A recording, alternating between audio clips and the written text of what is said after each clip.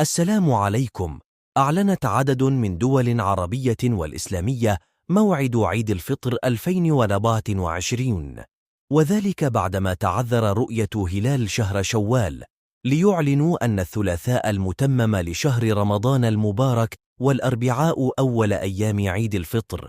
دار الإفتاء المصرية أعلنت أن يوم الثلاثاء الموافق للتاسع من شهر أبريل الجاري هو المتمم لشهر رمضان المبارك، وأن يوم الأربعاء الموافق للعاشر من شهر أبريل هو أول أيام شهر شوال وأول أيام عيد الفطر.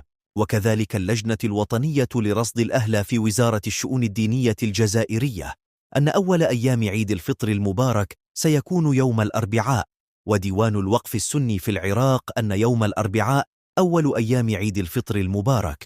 وفي الأردن دعا المفتي العام للمملكة أحمد الحسنات إلى تحري هلال شهر شوال يوم الثلاثاء.